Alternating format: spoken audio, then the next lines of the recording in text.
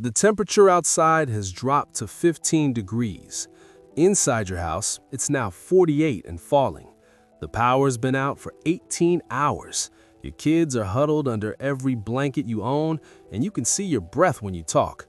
You're realizing that modern life has made you completely dependent on a single switch staying in the on position. That switch just failed you. I'm Zach. I've been prepping since 2012, and I learned this lesson the hard way during an ice storm that knocked out power for 4 days. My family was cold, uncomfortable, and completely unprepared. I swore that would never happen again. Today, I'm walking you through 11 heating sources that work without electricity. Not theory, not what I read online. These are methods I've personally tested, methods that actually keep you warm when the grid goes down. Here's what's different about this video. I'm not going to sugarcoat things or pretend there's a magic solution that makes blackout heating easy.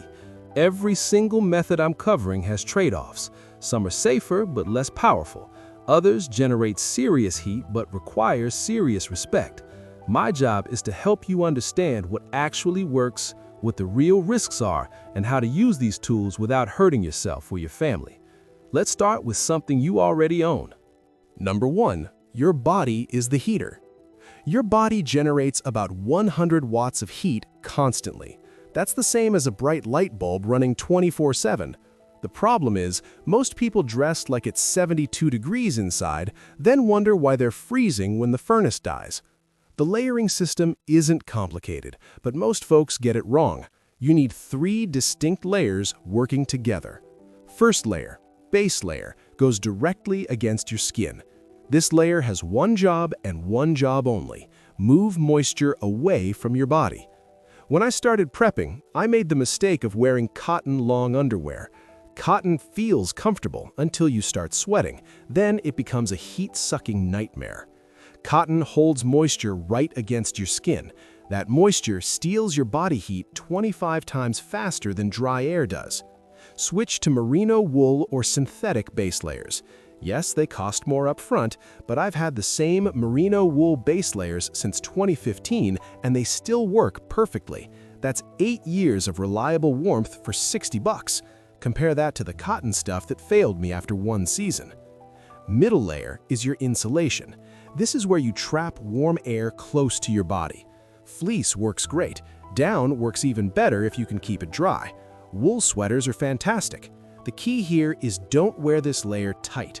You want it slightly loose so air can circulate and create insulating pockets. When I'm setting up for a cold day without power, I'll usually wear 2 mid-layers, a lighter fleece and a heavier wool sweater over it. Outer layer is your shell. This protects everything underneath from wind and moisture. Wind is a heat thief. A 15-mile-per-hour wind at 30 degrees feels like 9 degrees on your skin. Your outer layer needs to block that wind completely. It should also shed water. Even in winter, you might deal with rain, sleet, or melting snow. Now here's what most people miss: your extremities. You lose massive amounts of heat through your head, hands, and feet. I keep multiple wool hats around the house during winter. If I feel cold, first thing I do is put on a hat. Instantly warmer. Same with thick wool socks. I'm talking real wool socks, not the thin cotton blend stuff. Get the chunky ones that feel like you're wearing small pillows on your feet. Gloves or mittens matter indoors too. When the power's out and you're trying to do anything with your hands, cold fingers make simple tasks impossible. I prefer fingerless gloves inside because I can still operate things while keeping my hands warm. This layering system costs less than 1 month of heating bills, works immediately, requires 0 maintenance, and will literally save your life in an extended outage. Before you spend $1 on heaters or fuel, get your clothing system dialed in. Number 2. Mylar emergency blankets. These shiny sheets look like oversized candy wrappers, but they're brilliant survival tools. NASA developed this material for spacecraft, and it does something remarkable. It reflects up to 90% of your radiated body heat back at you. Here's how they work. Your body constantly radiates heat as infrared energy. Normally, that heat just disappears into the air around you. Mylar has a metallized surface that acts like a mirror for infrared radiation. That heat bounces back to your body instead of escaping. The blanket doesn't generate warmth, it just refuses to let your warmth leave. I keep mylar blankets everywhere. 3 in my truck, 5 in my emergency kit, a few scattered around the house. They cost about $2 each and weigh almost nothing. But people use them wrong, and that reduces their effectiveness dramatically. First mistake, wrapping them skin tight. You need a small air gap between you and the mylar. That trapped air provides additional insulation and makes the whole system work better. Second mistake, wrong side facing out. The shiny side should face your body. That's the reflective surface that bounces your heat back. Third mistake, not ventilating. Mylar doesn't breathe. Your body produces moisture constantly, and that moisture gets trapped inside. After an hour or two, you'll feel damp and clammy. Crack the blanket open occasionally to let moisture escape. These blankets tear easily. They're loud and crinkly. They're not comfortable for long-term use. But for emergency warmth, especially combined with proper layering, they're absolutely essential. I've used them camping in 20-degree weather and stayed comfortable all night. Number 3. Propane heaters. Now we're getting into serious heat. Propane heaters can warm a 200-square-foot room even in brutal cold. The Mr. Heater Buddy series is the gold standard for indoor propane heaters. I own 2 of them, but let me be completely clear about something. Propane heaters will kill you if you use them incorrectly. Propane combustion produces carbon monoxide. Carbon monoxide is an invisible, odorless gas that causes headaches, dizziness, nausea, and death. You cannot smell it. You cannot see it. By the time you feel symptoms, you may already be too impaired to save yourself. Every year, people die from using propane heaters indoors without proper safety measures. Here's what you need. First, only use heaters specifically rated for indoor use. Outdoor propane heaters produce much higher levels of carbon monoxide. They're designed to be used in open air where the gas disperses. Using an outdoor heater indoors is Russian roulette. Second, your heater must have an oxygen depletion sensor. This is usually marked ODS on the unit. The sensor monitors oxygen levels in the room. When oxygen drops below a safe threshold, the heater shuts off automatically. This feature alone has probably saved thousands of lives. Third, tip-over protection. If the heater gets knocked over, it needs to shut off immediately and cut the gas flow. Kids, pets, or just clumsy adults can easily bump a heater. You don't want propane continuing to flow from a tipped heater. Fourth, and this is non-negotiable, you need a battery-operated carbon monoxide detector in the same room as your heater. Not in the hallway, not upstairs, in the exact same room where you're burning propane. Check the batteries monthly. Replace the detector according to manufacturer recommendations, usually every 5 to 7 years. Fifth, ventilation. Crack a window. I know it sounds counterintuitive when you're trying to stay warm, but you need fresh air coming in. Even heaters with safety features consume oxygen and produce combustion byproducts. A window cracked 1 inch provides adequate airflow without losing much heat. I've run my Mr. Heater Buddy for 4 hours straight in my living room during testing. Room temperature went from 53 degrees to 68 degrees. Used about half a pound of propane. The carbon monoxide detector never triggered, but I followed every single safety rule I just mentioned. Propane heaters work. They work really well, but they demand respect and attention. Never run them overnight while you sleep. Never use them in a bedroom with the door closed. Never leave them unattended. The convenience is fantastic, but the stakes are life and death. Number 4. Kerosene heaters. Before propane became popular, kerosene was the go-to fuel for emergency heat. Kerosene heaters can put out 20,000 BTUs or more. That's enough to heat a large room or even a small house if you're smart about it. I tested a kerosene heater during a planned power outage last winter. Results were impressive, but the learning curve is steep. Fuel quality matters enormously with kerosene. You must use K1 grade kerosene, not K2, not diesel, not heating oil. Only K1, also called 1K kerosene. This is the cleanest burning grade. It produces minimal odor and fewer harmful emissions. K2 or other grades will stink up your house, produce dangerous fumes, and could damage your heater. When you buy kerosene, look at it. It should be crystal clear, like water. If it looks cloudy, yellowish, or has any particles floating in it, don't use it. Contaminated kerosene produces toxic fumes when it burns. I store my kerosene in blue containers, clearly labeled, kept outside in my shed. Never store kerosene inside your living space. The fumes can build up over time. Refueling is where people make dangerous mistakes. Always, and I mean always, turn off your heater completely and let it cool down before refueling. This takes at least 15 minutes. I know you're cold and want to hurry, but patience here could save your life. Take the heater outside to refuel. Spilling kerosene on a hot heater or inside your house creates a serious fire hazard. Same rules apply as with propane. You need ventilation, you need a carbon monoxide detector, you need to stay awake and alert while the heater is running. Kerosene heaters are not set-it-and-forget-it devices. The advantage of kerosene is fuel density. Kerosene packs more energy per gallon than propane. A 2-gallon tank can run a heater for 12 to 15 hours on a low setting. That's a lot of heat from a relatively small amount of fuel. The disadvantage is the smell. Even K1 kerosene has an odor when burning. Some people don't mind it, others find it intolerable. I keep a kerosene heater as a backup to my backup. It's not my first choice, but it's a proven technology that's kept people alive for generations. If you go this route, buy a quality heater from a reputable brand, learn how to use it properly, and practice with it before you need it in an emergency. Number 5. Wood-burning stoves. If you're serious about long-term off-grid heating, a wood stove is the ultimate answer. I installed a wood stove in 2018, and it changed everything about how my family handles winter. We're no longer dependent on the power company or the gas company. As long as I have wood, which is abundant and often free in my area, we have heat. Wood stoves are not fireplaces. Fireplaces look nice, but they're terribly inefficient.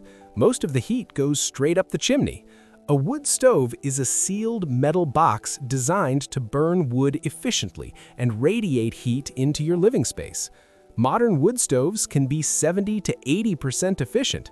That means 70 to 80% of the energy in the wood ends up as heat in your house, instead of disappearing up the chimney. But wood stoves require commitment. First, installation. This is not a DIY project unless you really know what you're doing. Improper installation causes house fires. Hire a professional installer who knows local codes. You need proper clearances from walls and furniture. You need the right type of chimney pipe. You need a non-combustible floor pad. Get this wrong and you risk burning down your house. Second, fuel supply. You need wood, lots of wood. And not just any wood. It needs to be seasoned, meaning cut, split, and dried for at least 6 months, preferably a year. Burning wet wood is frustrating and dangerous. It produces very little heat, fills your chimney with creosote, and wastes your time.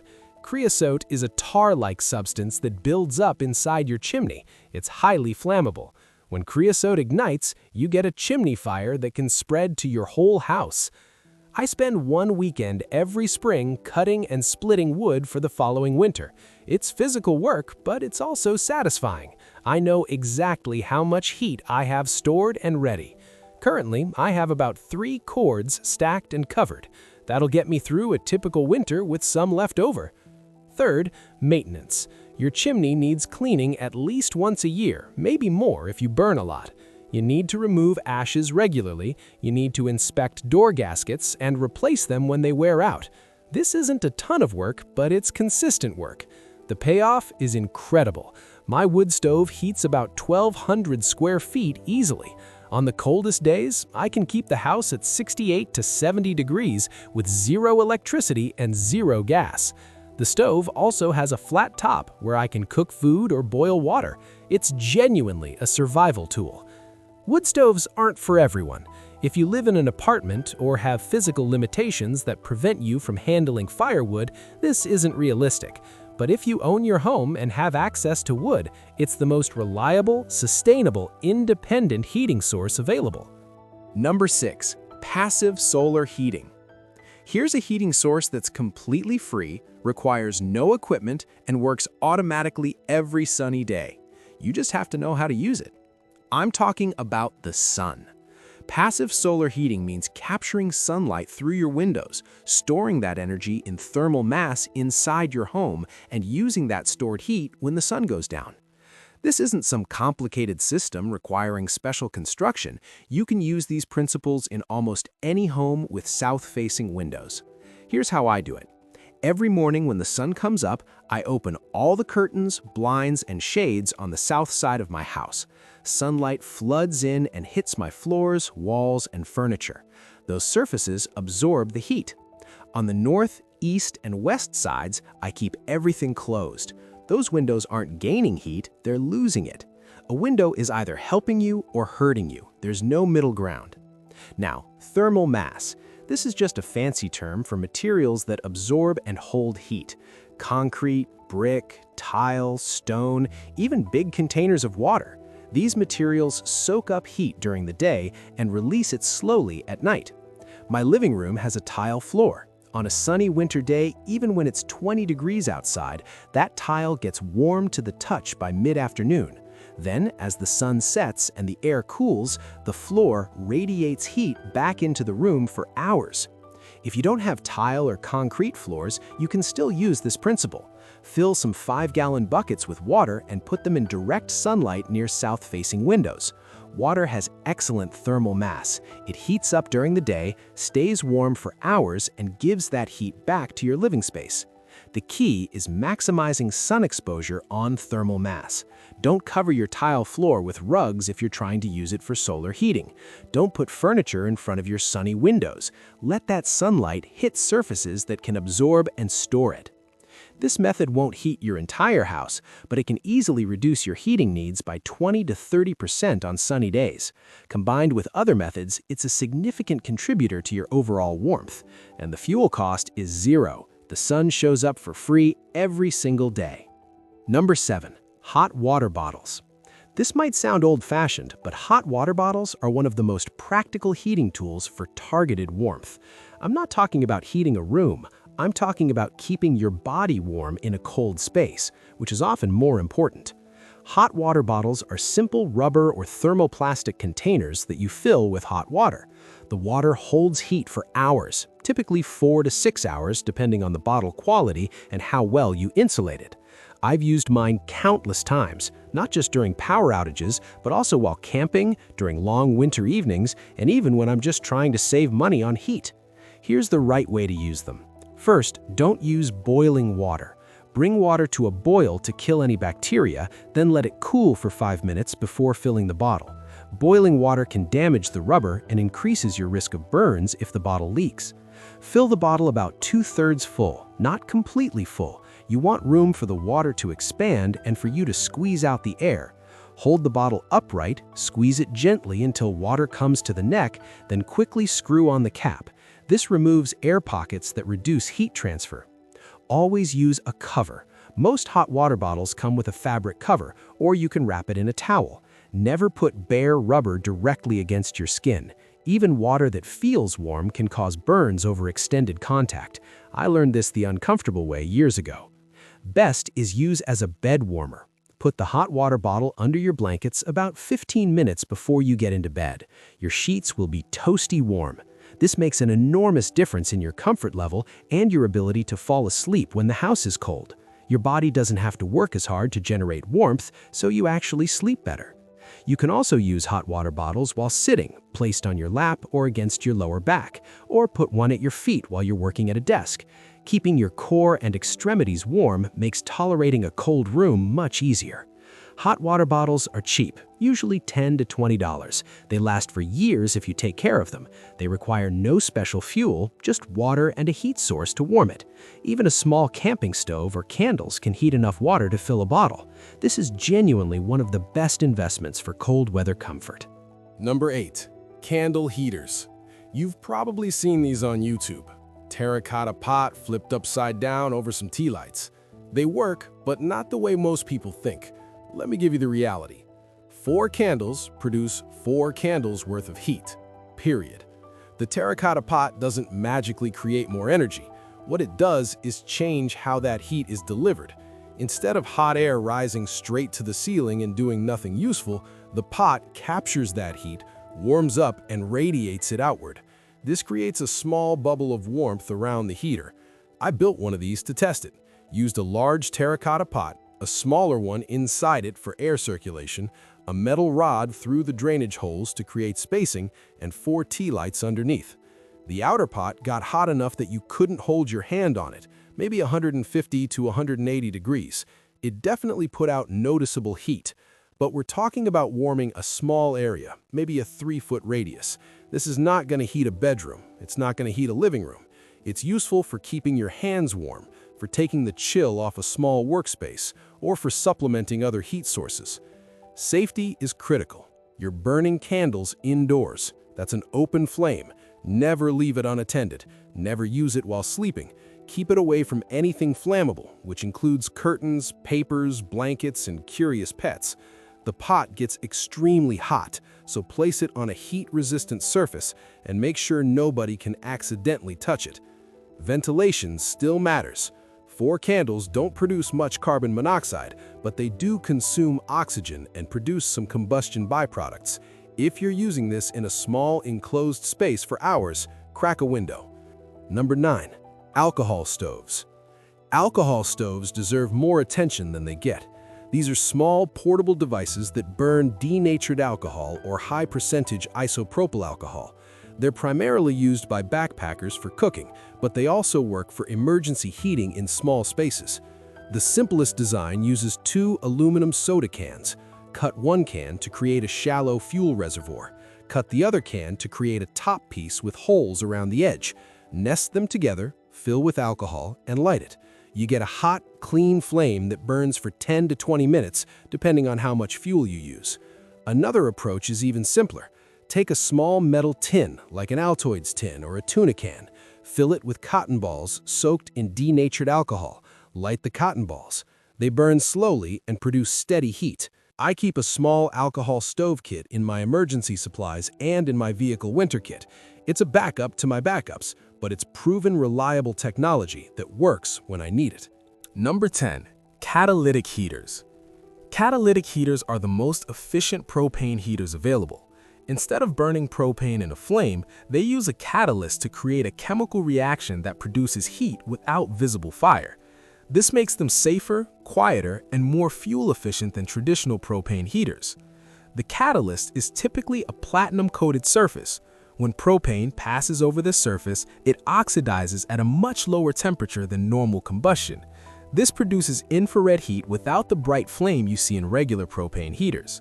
The heat output is steady, gentle, and consistent. Efficiency is where catalytic heaters shine. They can be close to 100% efficient, meaning almost all the fuel energy becomes heat instead of being wasted.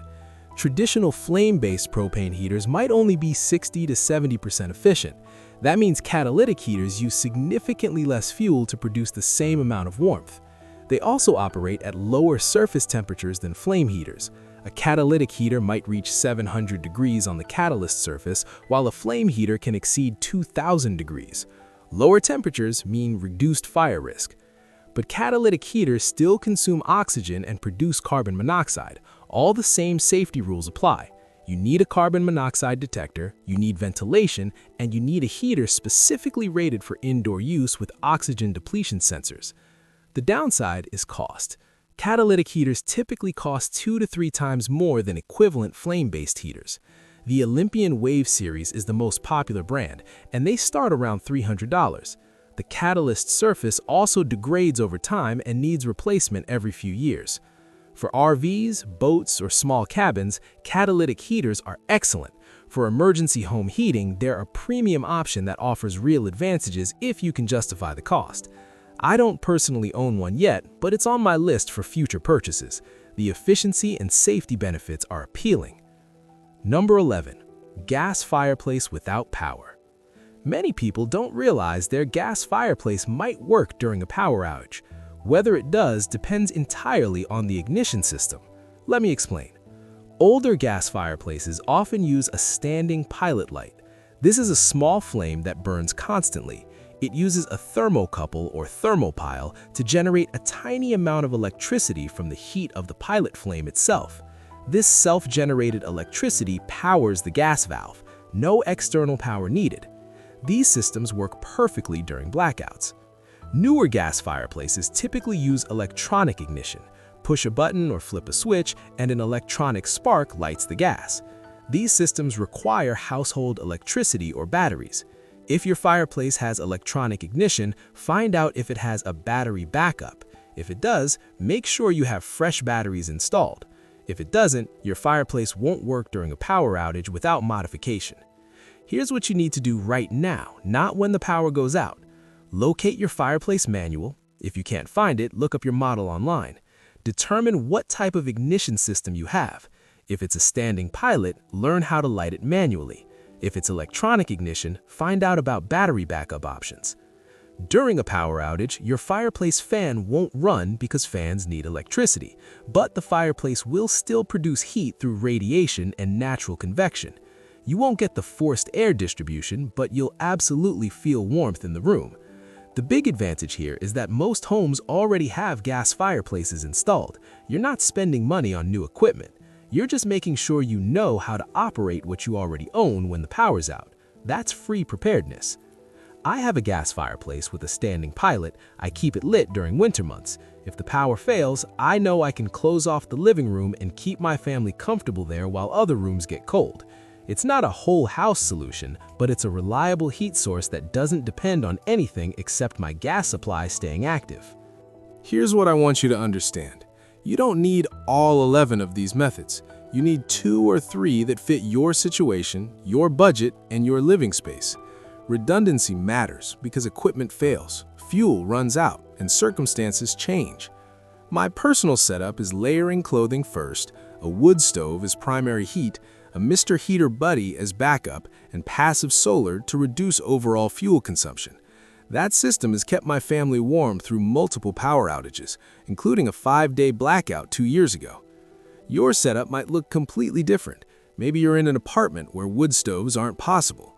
Then your focus should be on perfecting your clothing layers, getting quality mylar blankets, possibly a portable propane heater if your lease allows it, and maximizing passive solar through your windows. The biggest mistake people make is waiting until they need these solutions before learning how to use them. Practice now. Test your equipment now. Make your mistakes now when the stakes are low and you can learn safely. If this video helped you, do me a favor. Hit the like button so more people can find this information. Drop a comment and let me know which heating method you're planning to use. Subscribe to the channel because I'm putting out practical preparedness content every week. No hype, no fear, just real information that actually helps you protect your family. The power grid isn't getting more reliable. Weather is getting more unpredictable. Having multiple ways to heat your home without electricity isn't paranoid, it's just smart. Stay warm, stay safe, and I'll see you in the next video.